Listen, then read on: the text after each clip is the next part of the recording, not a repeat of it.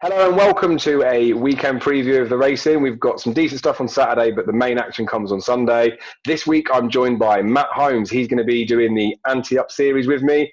Very good judge. Just getting a bit of a feeler for him this weekend before we go live on Tuesday. So, Matt, how you doing, mate? You all right? Yeah, good, mate. You? Yeah, I'm good, thanks. I'll be more excited when we get into Sunday's action. Saturday's a bit drab, apart from obviously the horse to follow, the Napa over the weekend. But yeah, Sunday will be good, won't it? Yeah, agreed, mate. Sunday, looking forward to it. And then next week, even more, to be honest with you. Oh, the up in the ante stuff. I mean, we can't say up in the ante, but we're going to rip them to shreds. But before we get too excited on that and give the juicy goss, we're just going to get straight on with it. We'll fly through Saturday. There's a couple of races that are worth mentioning. And then Sunday, we can get stuck into the proper graded stuff. They will be clues towards the Cheltenham Festival, so I reckon we can let loose there. So we'll kick off with Wincanton, not doing a conditional jockey's handicap chase. Novice hurdles pointless. Flicker Voyeur is going to go in there. Harry Cobden, another winner. Champion jockey for certain, as I told you all.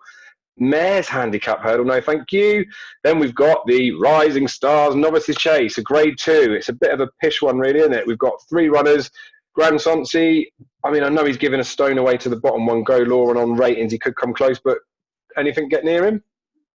Nah, should hack up, mate, I think. I can't see anything getting near him, mate, in that. No chance. Yeah, fair enough. And obviously he's got course form. Hurricane Harvey, I know Fergal O'Brien likes him a bit, but we're not saying anything that anyone else wouldn't know. Grand Sonsi should be winning that. It'd be disappointing if something else beat him, I reckon. The Unibet Elite Hurdle After. This looks like it's quite a good race. What are your thoughts on it? Show Royale should win. If Solo turns up, he's the one I'm interested to see after his Adonis form. And he flopped at Cheltenham, didn't he? That's the thing. He flopped at Cheltenham, but I'd like to see him go again. Master Debonair, if Tizard's form wasn't so bad, he'd be the one I'd be probably looking at the prices. But you were saying earlier, weren't you, that they're maybe on the up, but I don't know. I think it's just a watching brief with Sorrell should hack up in that, I think. That's it. And it's unfortunate because, again, it's another grade 2. Ground's probably put paid to a few horses' chances in there. Yeah. Sorrell should be winning this off the back of that Welsh Champion hurdle win. He obviously won it in 2016. It was a handicap back then, though, when he beat Raven Black. He was carrying pretty much top weight, I think, back then. Solo, I'm worried about the ground of him, whether it's going to be too quick. Paul Nicholls put in his Betfair blog that he wouldn't run him if it was lightning quick, and I think it is going to be. But you are right. He would have been the one that was most interesting. So if he doesn't turn up, I mean, it is still going to be a watching brief, but I don't think we're going to learn too much. The thing with Solo as well, well, you touched on with the Triumph, and obviously he was beat. Frodon was beat in the Triumph. Clanderzoba was well beat in the Triumph. So as much as Nicholls has done quite well in it before, I've definitely just taken a position with a lot of his horses, especially the four-year-olds, just wait. Once they go over a fence, they're all going to win the King George, and they're probably all going to win the Gold Cup one day, right? Hopefully, mate. Hopefully. But 4 of my horses to follow up this weekend. Up to now, they've all been pretty shortish prices, but I think they're at a 45% strike rate. Unfortunately, we lost Harry Senior, so I felt like I was going to replace him, but then it felt bad doing that as well. They think from a staking perspective, you'd be like a 13% return on investment. So that shows you how short these ones I've been putting in are. But Danny Whizbag's the first one going in. I mentioned him that I just feel like he's definitely got a handicap in him off this mark.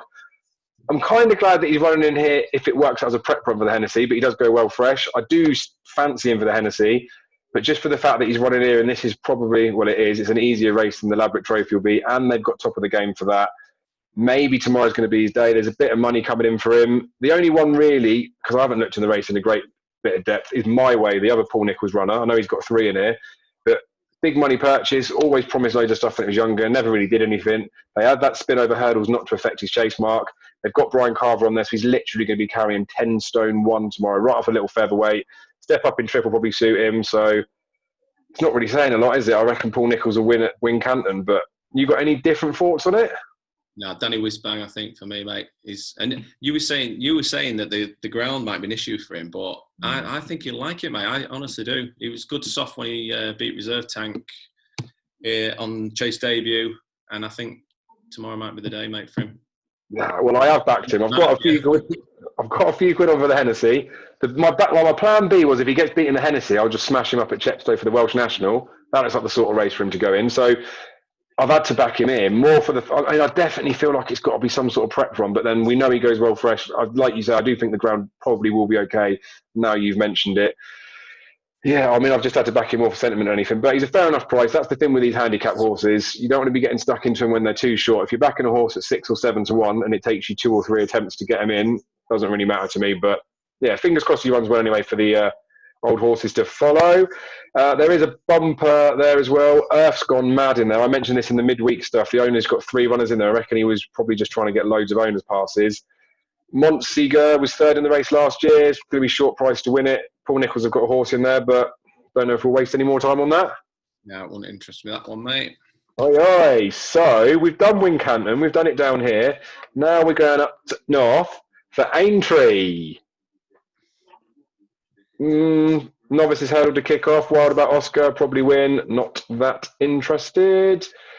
Novices limited handicap chase. Couple of interesting names in there. North of the Walls form has been flanked by Morning Vicar, a winner Thursday at Newbury. Earth, Evan Williams, definitely better than 133, but not too fussed in those types of races. Anything to add? No, nothing on them, mate. You're just like me. You're such a graded snob. Potemp's handicap hurdle. I do have to mention Portrush Ted in here because he was a horse to follow last year. He won on his season reappearance off a 127, I think it was 129. He fell last time when he was qualifying for the Potomps. This time, I feel like they're going to qualify and then they'll go over fences and this will be a fallback plan. But, I mean, he's still semi-tempted. He's probably short enough. Willie Mullins sends one over. That's interesting. 8 and Bob. Don't know what that's all about, but he's better over the flat now than he was when he won his hurdles before, so he'd be interesting. But at the end of the day, it's a Potemps qualifier, isn't it? So probably the best horse will finish 6th or 5th. Exactly. He's trying to win.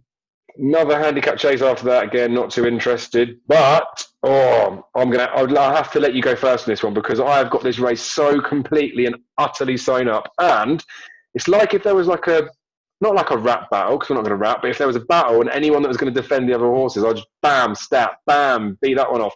Like seriously, I'm fairly confident. And I don't know what's stopping me putting even more on. I mean, we have to be restricted. We have to gamble responsibly, etc. And he isn't like ridiculously stupid value. But who wins the WilliamHill.com Best Odds Guaranteed Hurdle 2.5 mile? Bearing in mind, we had those 2 Grade 2s at Wincanton that just look pish. And then we've got this as a Class 2 that looks probably just as good. Who wins it? Smuggle Boy. Unlucky. Hate that, don't you? Hate that. Tell me why. Sell him to me. This is his trip, mate. This is his trip. He doesn't stay out 3 miles well enough. He's a supreme winner. His form with Roxana has been franked from last time out. Yep. I just think Chichabello is one of them horses that I think if he wins this race, I'm disappointed with it. I know. Don't dig into him. You don't know what my selection is yet. That's why you should have gone first, you see, mate. That's why you should have gone first. I just think his run behind Paisley Park in the Cleve was really nice. He had Liz Nagarosker in behind, he went on to win the Stayers. And I just think this is his trip, mate. 2.5. He doesn't stay 3 miles, does he? And this is his trip. And I just think, I know he's got to give weight to Chichabello, but he's the one for me in this. See, I'm a bit with Somerville Boy. There's a couple of things, and I don't like to be too offensive when I'm making comments, but they probably come across like it. But I don't know, I'm allowed an opinion. All of Somerville Boy's best form is at Cheltenham, bar that decent win at Sandown. But all his best form comes under Noel Fearley as well. Jonathan Burke is not as good as Noel Fearley. I do agree that Real Kill win was nice. And on that day as well, I actually thought Roxana was the one to be on. He only had to give her £2, or £1. Normally with like the mayor's allowance, he would have been given a bit more than that. So I kind of downplayed a little bit, but she's run well after. I don't know. I feel like I don't think he's going to like it round here. And he was miles behind Chichabello. Do you not think you can make art? I don't know. That's the problem with him as well. It's the smallish field stuff. Like they'll probably want to try and make use of him, but I just wonder if he forces the issue too much. Like we go back to that Cleve Hurdle win, or Real Kill, sorry. Roxana in there would have been suited by the pace being run in there, but William Henry might not have really liked it. Yannicka's better over fences. Keldestan were not really that great. Emerton was just pants, not very good at Cheltenham. Like he literally beat the one horse that he should have, the only one that was any competition.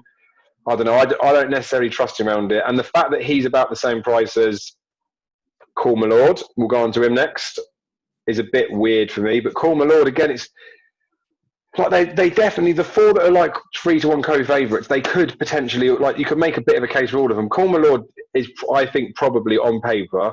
I know some of your boys gone and won a Supreme, but I think Call My Lord probably is the best horse of all of them. But he just doesn't do it all the time. When he won that handicap at Sandown, and he just looks like an absolute freak, and then he hasn't really followed it up. Then they said about the right-handed thing, and the fact that Nick Henderson made so many comments about it, it must be a thing. I know he won the international hurdle, but even on that day, he had Cheetah Bello just a couple of legs behind. There's like a £10 swing or something ridiculous like that with him now. So I'm just binning him off. And he's one as well, like, it's the smallest field stuff that I put up in the write-up. I think there's 4 races he's run where there's been 6 or fewer runners. He's only won one of those. Pish.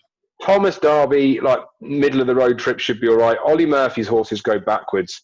And it annoys me now looking back at how much I followed some of his horses last season, but it's a bit worrying with the talent that he gets sent, like how like regressive they are, especially for someone like Thomas Derby that came second in there. We know that Supreme probably now doesn't look that great. Classical Green balled up a little bit and Itchy Feet did bits, but he won that handicap at Ascot. That was of 151, and I thought, you know what, maybe this is the time for him, but I don't know, that was dead ground. And then we touched on William Henry and that real kill that Somerville Boy beat. He was 4 lengths behind him at Fontwell in a Grade 2 last time, so like Somerville Boy's definitely got Thomas Derby's measure, and Somerville Boy can't even win this. Cheetah Bello, mate.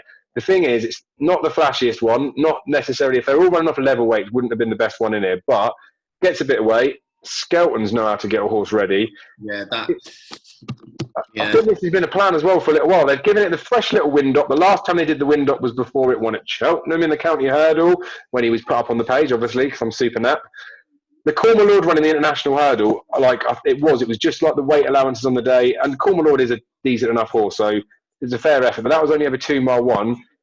It's those 2 spins at Aintree that this horse has done as well, behind Super Sunday and Bouverdare after Bouverdare had won a champion hurdle. Like, that's decent, and we know Super Sunday middle trip's good. And even when you go back further, when he had his first spin, that was in a handicap, I think. Behind Midnight Shadow, when he was a 20-1 poke, and he wasn't even Harry Skelton on, it's Connor Schumacher. It just shows that he must like the track, likes the trip. Admittedly, he hadn't won either of those races. I just think he should be outright favourite in this. I don't think he should be like stupidly short. When I first looked at it, I thought he should be like a 6-4 poke. I've sort of come back a little bit there, thinking he could be about 2-1 shot, but I just think he's going to win. And Ollie Murphy will say, oh yeah, Thomas Derby will come on for the run. Tom George, oh, he'll come on for the run. Nicky Henderson, oh, he'll come on for the run. Harry and Dan Skelton, boom, he's 155 rated. Got to win this. Nothing else is going to win. They'll do this. They might go international, might go real kill. Wins. Done. We'll see. We will see. But it's one of, like I said, there is something in me that's stopping me. I've had a reasonable bet on him. Done it within the limits of prices and all that sort of stuff. There's just something, like, I just expected I'd back him, he'd shorten up and then I'd forget about it. The fact that he's not shortening up makes me want to stick more on. But if they did drift, I don't like a Skelton drifter, we just got to leave it. It is one of those races where we don't know what the result's going to be till after. I know that's an obvious statement to make, but this is the sort of race where probably could be run 2 or 3 times and it wouldn't surprise you if there's a different result every time. Exactly. Right, so that's Saturday done. I'm not going to Kelso. Too far. Restrictions and all that. Sunday, 3 pretty decent meetings, but there's only a couple of races at the first you want to look at. Navan is the holy grail of this weekend. Go on, the Irish.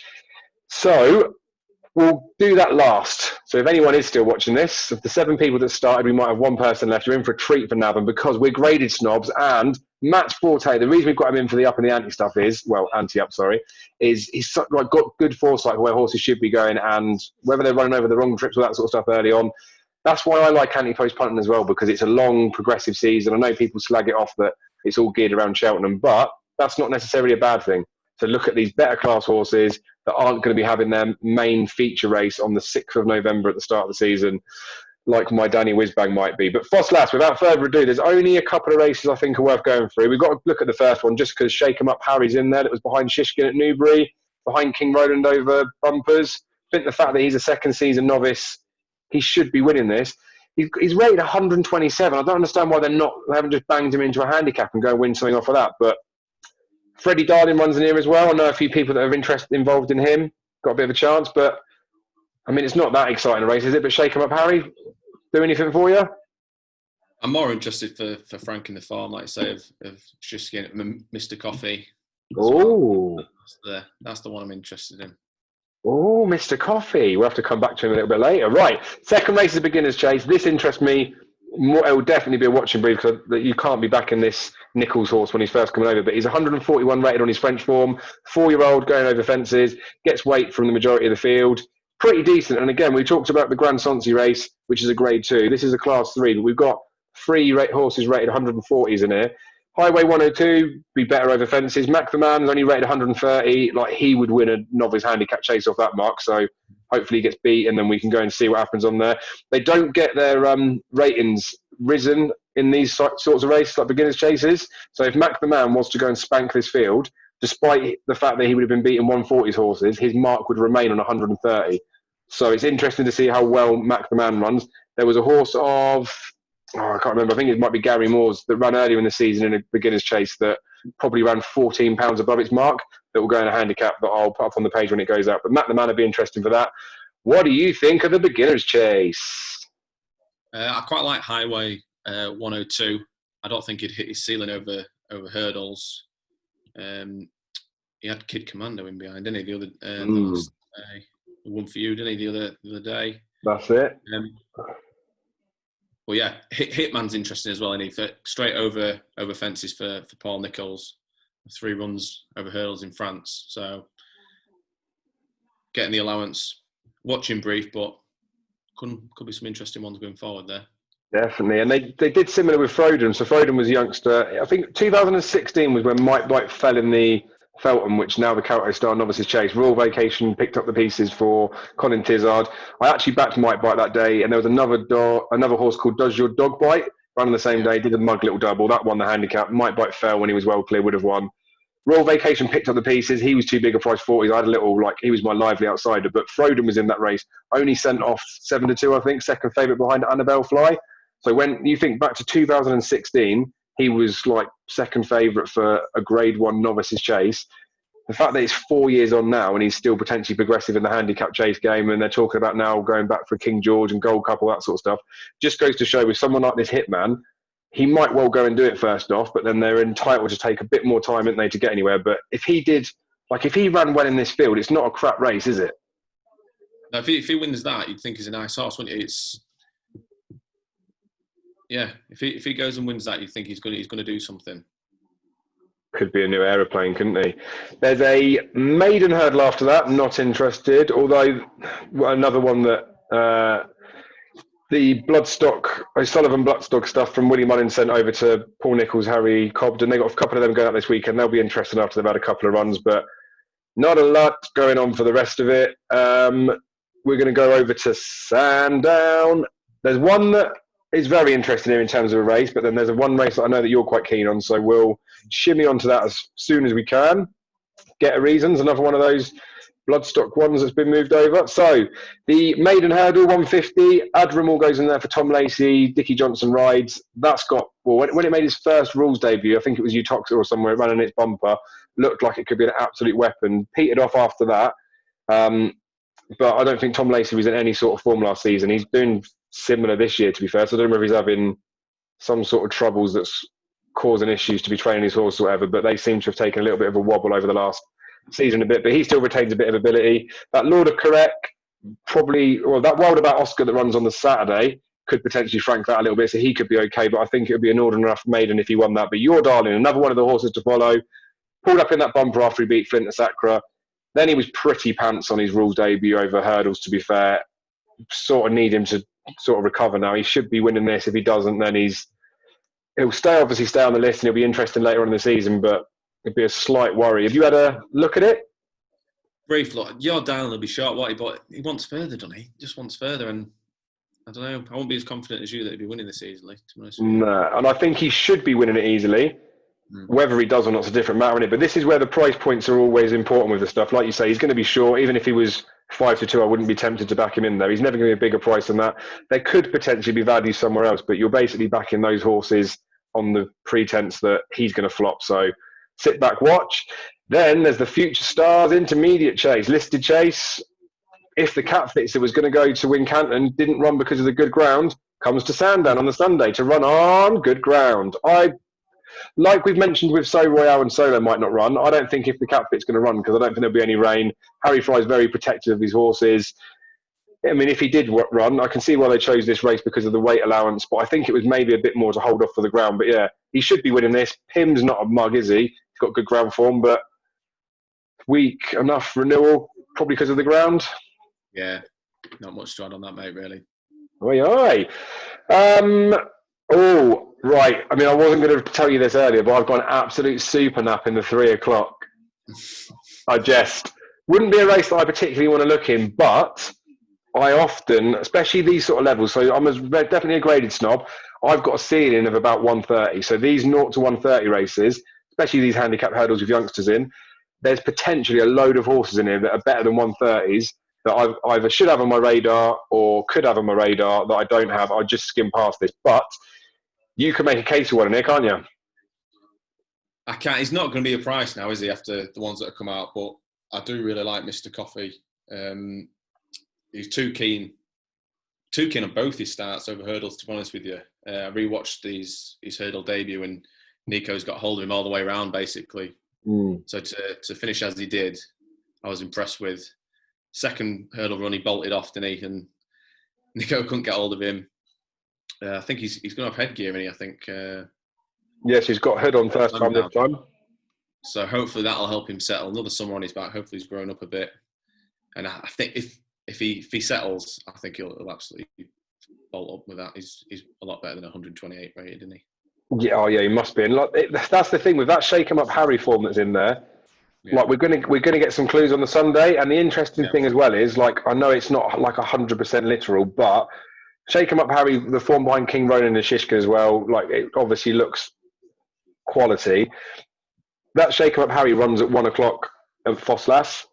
Yeah. I would, and not that it's like that literal, but if Shake 'em Up Harry didn't run so well in the first race at Fosslas, it would worry me about this horse. But I'd expect that Shake 'em Up Harry should be hacking up. And not that he's running a handicap, but that would go to show that this horse being rated £1 higher than him, even though he beat him a couple of lengths, I just think it would show that both of them are well in, and it'd make him look even better, wouldn't it? But like you say, he's going to be plenty short, especially for a horse that doesn't particularly settle. But, I don't know, you could be tempted.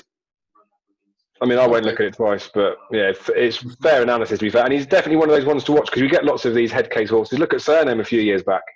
Yeah. Hopefully he goes chasing after that as well. I'd like to see him over a fence. Absolutely, and that's the other thing that's like a bonus with these types of horses. When they've got really good a low hurdle mark, it obviously carries over. So if he did balls up this time, and then they can get him to settle over fences, at some point he's going to win a race. It might end up like that Morning Vicar though, a bit of a what's the twat? Is that the polite way of saying it? The veterans handicap chase after this, like not the lowest of the low, but they're not far off of mares, novices, chases. But single farm payment's interesting. I bet he'll have a few people that back him. The bumper's semi-interesting. That Montsiger that's going to run at Wincanton might pull out of there to come here, but I don't think the ground's going to be that much better. It's interesting at Sandown because where they have the chase course and the hurdle course, they're like the chase course is on the outer nearer the stands. The hurdle course is inside to the rail. So although they're running around the same track, hurdle course is like goodish, and the chase course is the chase course is goodish, which is nearer the stands, and then the inside bit, the hurdle course, is soft. So you've literally got the same strip of track where the going-is that much different, and then the bumper will obviously be run where the hurdles would have been. So they've got it classed as soft. I'd just be dubious of reading that to think that there'll be any soft ground at Sandown come Sunday, but I guess we'll find out. The two runners in that bumper that are interesting. I'll do one, you can do the other because you love the other one. Fleming's Tide for Paul Nicholls has got masterminded in the family. They paid a few quid for this horse. Didn't make it to the track last year because I want to say it was backward, but I just don't think it showed very much at home. They've sort of taken their time with it. Or one of those are always going to take a bit more time to come on, probably going to progress from this. But I think he could go right. And the fact that Brian is on, just for the fact that Harry's elsewhere, especially having to go over to ride that Hitman. Bryony got a win on See a Lot More Business recently. She won quite well, so she's up to winning a bumper. So I'd be interested in watching him. I don't know how they're going to price this one up with your one. Who's the one that you like? No Audrey Joe. Nicky Henderson's pretty much said he'll run in a bumper and then he'll go jumping hurdles.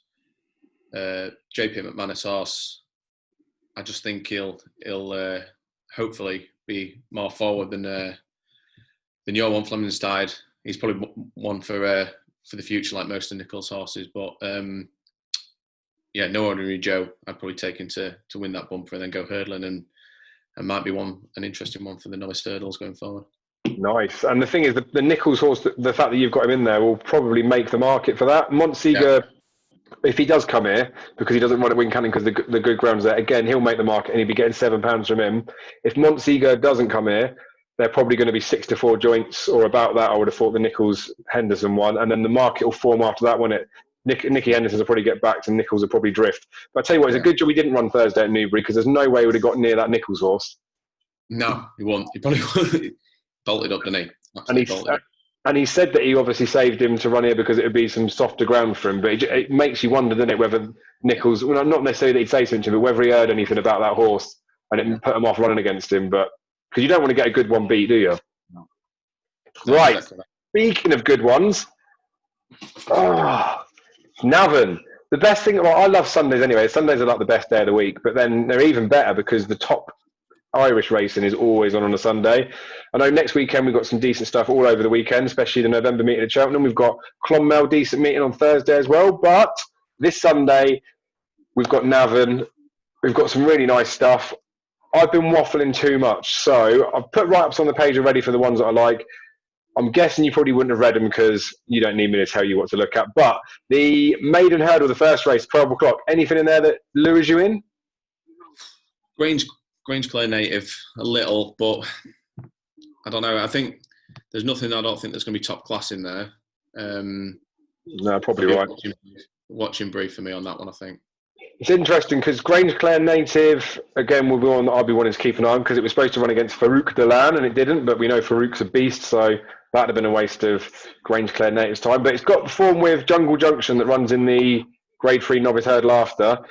Also in this race, Joshua Webb was pretty much, I mean, there's different weight allowance when they met them, but they both got form with this Jungle Junction, so it'll be interesting to see how they go. You'd think just on that line of form alone, and the fact that Joshua Webb's a second season novice, that the race will be between the pair of them. They both want exactly opposite ground. Grange Clare native wants it quick, Joshua Webb wants it slow, so I think whichever way the ground goes is the way that one of those will win. And then it will probably have a false impact on the second race, the 4-auction novice hurdle, a Grade 3, because I think that will make Jungle Junction look even better. Now, he's a novice from last season.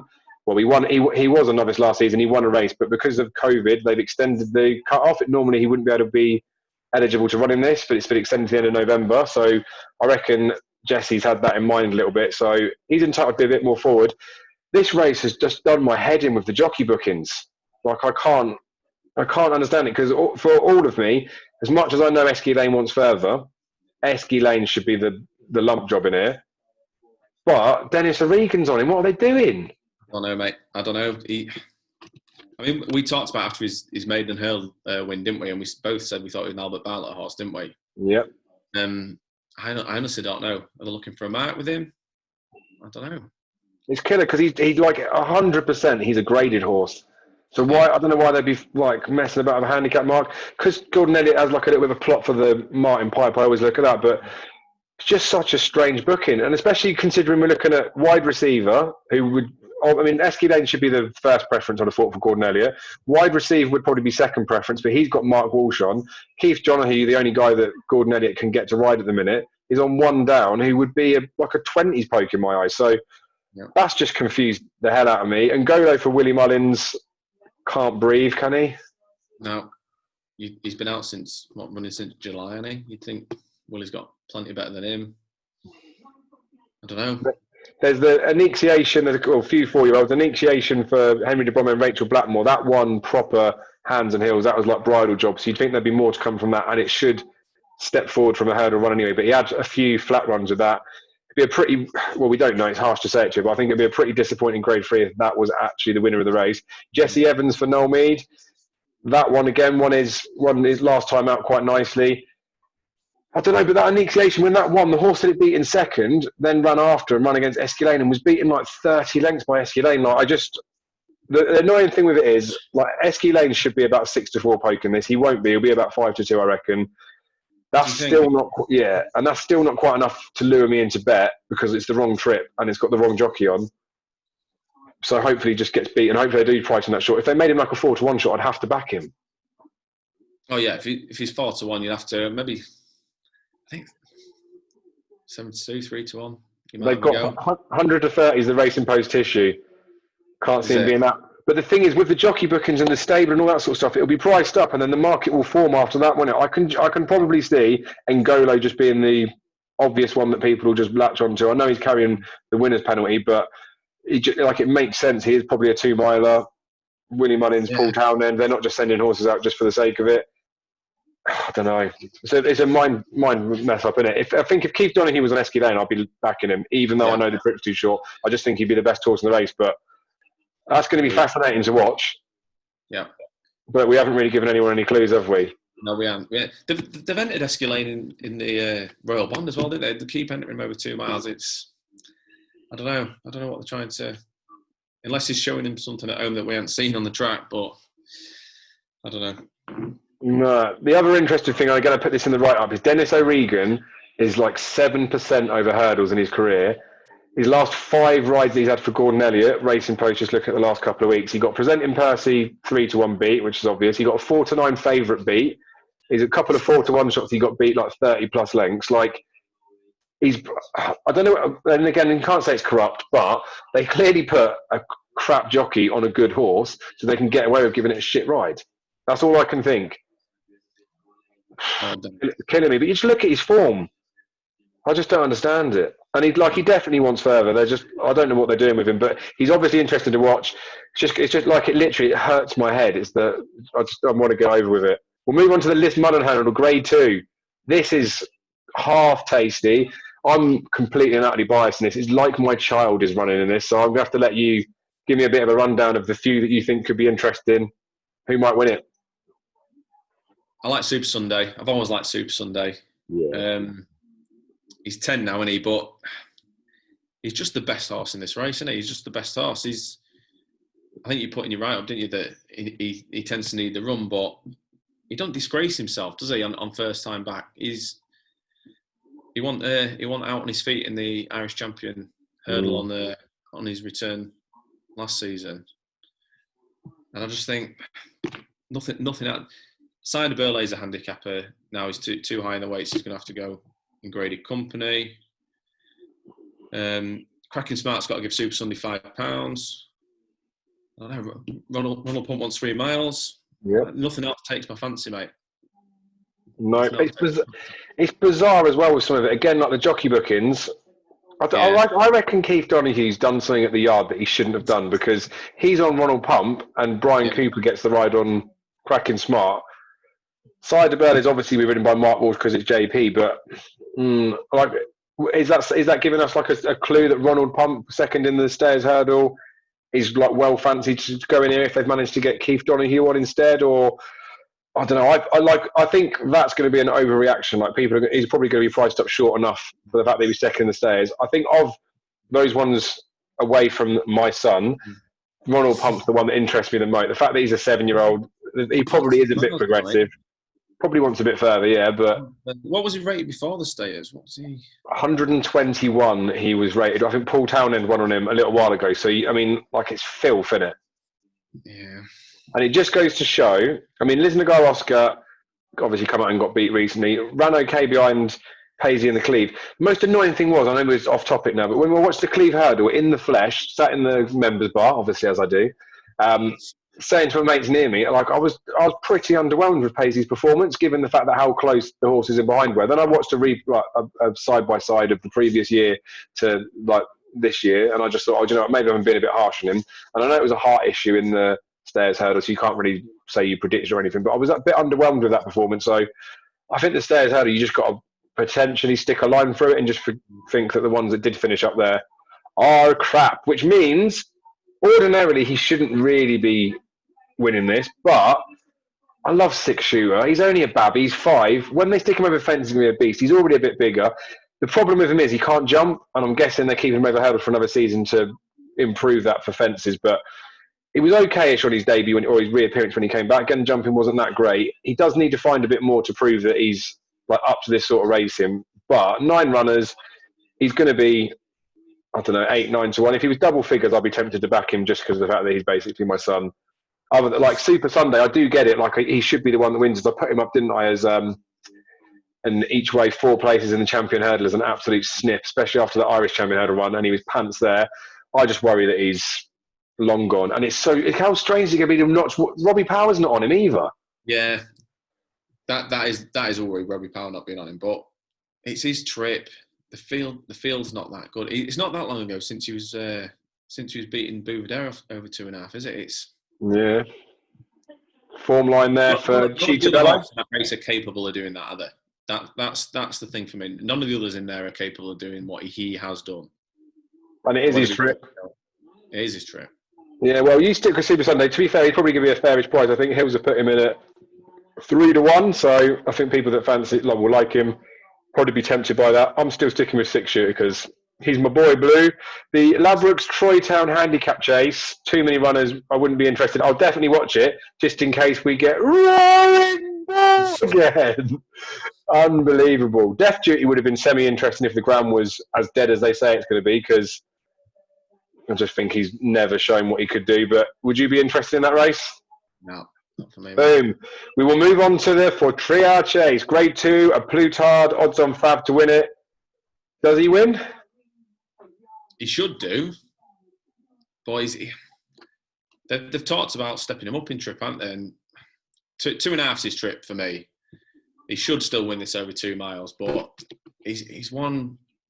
I don't know. There's plenty of people keen on him last year, weren't there, for the Ryanair, but with him messing about with his trip all the time, I'm not sure they know what if he's better going 2, better going 3, or if he's better staying at the mid-range trips. I don't know. He should win still, but he'll be no sort of price, will he?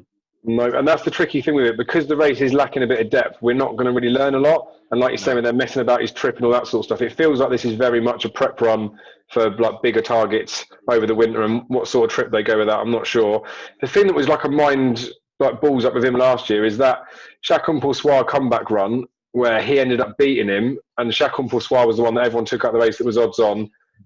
But he still did beat him over the 2 miles, didn't he? So then it makes you think, well, maybe is he a 2 miler? And I wonder, with the fact that the champion chase last year cut up so much, like I know they can't go back and change it, but if they had have not run him in the Ryanair, I know he wasn't that far beaten, like could he have gone close in the champion chase? It'll be interesting to see what they do with him, wouldn't it, around the Christmassy period, because there's some decent enough 2 mile chases over there. But yeah, it'll be. I definitely want to watch him. I want to see how he goes at speed and stuff. The interesting thing will be as well is because Ornu is in there. That's an absolute head case. So they'll be going off at a flying pace as long as he can stand up anyway. Castle Grace Paddy as well. Them two like time of each other, but the weights are reversed for Ornu to topple him over. Eclair de Beaufort is like okay-ish, but when you consider that's the same age as a Plutard, it's just obscene. Yeah, but I want to know what trip he should go at. And I feel like, to answer it, he probably has got to stay at 2 miles for a little bit, but he's got to go against something of some class, hasn't he? Yeah, they've mentioned 3 again, though, haven't they? Haven't they mentioned trying him at 3 miles again? I think they might do that in and around Christmas, potentially, couldn't they? He's an interesting one, because they do it, like Henry de Brummer does it, he's like quite happy to bring his horses on quite slowly. I think, who's the one? Monolly. I think he's mentioned that's going to come over for the King George, saying that that's sort of like he's been banging on that it is definitely an out-and-out stayer. I don't think he'll ever get the Gold Cup trip, so they're probably thinking that sort of track would suit him. Maybe a Plutard, they're just thinking the age that he is, they've got a couple more seasons to run him over these while he's got some speed. I don't know, but interesting. The thing is, it wouldn't even surprise me if he got beat. Like I wouldn't, no, it wouldn't bother me. He should win, but it wouldn't surprise me if he got beat. No. So it's just a pointless race, waste of time. But a race that isn't pointless is the 2:45. It's the 4th of my horses to follow that's out this weekend. What a time to be alive. Easy work. I like this horse quite a bit. He's entered in the Drinmore. I mean, they're probably not going to stick him up against Envoy, but I would love it. I would love it if they put him up against Envoy. Easy work serves it up to him. Oh no, let's put Envoy in the RSA. Okay, Dave, let's do that. The interesting thing, though, is this race that Easy Work's going in, Footpad won it, Fakir Doudry won it, and like I mentioned with Easy Work in my write-up about it, I don't think I mentioned about him being like a 2 miler or anything, but I said that he's not devoid of speed. Lots of 2.5 milers, like Simon Sigg won the Neptune, came back and won an Arkle. Forheen obviously won a Neptune, went back and won a Champion Hurdle. I wonder whether that's half in their mind with Easy Work, that they've got other staying chasers. They've already talked about keeping Fury Road back because they know they've got other staying chasers for an RSA. I wonder whether they're thinking, let's see what you can do at 2 miles for a few runs, and then worst comes to worst, step him up at the festival if they need to. Because they won't be scared of running him against Envoy again, but they'll probably wait till March before they do that. And this is it's a weak enough race in the fact that he should be winning it. Deluro was the big money horse before that could come back, and he's only 7, so could still be something. But he should be winning this and comfortably, shouldn't he? He should. Everything coming out was that there was a stayer and there was going to step him up, wasn't there? But he should still win this. He was keen enough, wasn't he, in the Ballymore, and I'd like to see him go from the front and do it. But yeah, I think like you say, I think because they've got Envoy for the Marsh, I think the rest they're going to experiment a bit of there, see what he does at 2 miles, and then if he proves himself at 2 miles, they might stick there. If not, start stepping him up. And the other thing as well is obviously Izzy's first run back after the summer break. He does wear a hood because he's, like you said in the Ballymore, he was keen. So you probably don't want to be starting off a horse like this over further. You want him to go in a race that's potentially going to be quite quick. So I wouldn't read too much into the fact that other Arkle horses have run here that he's now all of a sudden their Arkle horse. Gigginstown 2 milers, you know my thoughts on those, just a pointless waste of time. But he's very interesting anyway. And I like the fact that Sean Flanagan's on him as well. Again, it's the whole Gordon Elliott mind games with everybody. Why would you not put Keith Donoghue on him? Why? Barmy. But Easy Works had loads of different jocks on. Jamie Codd did it twice for his bumpers. Then Davey went on. Then Jack Kennedy for a couple before he fell off and hurt himself again. And then Rachel Blackmore in the Ballymore. All of that sort of stuff. Normally a horse that's got a hood that's buzzy, you think, oh, they're quirky. Clearly he's not if they're sticking all these different jockeys on there. I don't know I wonder whether with Sean Flanagan they're banging him on there because they're thinking Envoy and Easy Work clash come March and he wants to get some experience of him on board. I don't know. But like I said, I don't think he needs someone to learn how to ride him. I think he's fairly uncomplicated. No, good point. It's so exciting, isn't it? But this is where it starts to ramp up. This is why when we talk about these beginner chasers here, we're genuinely talking about horses that are probably going to go on and do bits in the spring. Well, mostly when we talk about Easy Work. It's some nice racing, isn't it? It is, mate. I know you mentioned Delaro. Delaro, I won't forget about him. They've not bothered with another hurdle run. I thought they might give him another hurdle run there before they've gone chasing, but probably speaks volumes. They've gone straight over fences this season with him. So absolutely. Well, JP spent an absolute fortune on him, didn't he? I think 400,000 he was bought for after his point to point. Then he won his Punchestown bumper, and then JP bought him. So Lord knows what he paid. And then he flopped in that hurdle, didn't he? Obviously, he came out of an injury. And again, Fakir Dudu won this last year, so Joseph O'Brien's got previous with it. He's not like a back mark or anything, is he? If Easy Work did get, if he got beat by him, I'd be bitterly disappointed. But it wouldn't be the biggest shock in the world, would it? No. Biggest shock in the world would be Somerville Boy winning, but never mind. So that about does it, I think, for the weekend stuff. So we'll be back for Tuesday. We're going to watch the Up in the Ante, and then we're going to record ours after. So we're going to give them the benefit of the doubt. They can talk about all the bits that they want to talk out, and then we're going to just pick up the pieces. Just thought it'd be good to get this recorded with Matt for the first time, to do something, give you guys an introduction to him, all 4 of you that have watched it. But thanks as always for your support. Any comments, feedback's greatly appreciated, and we will see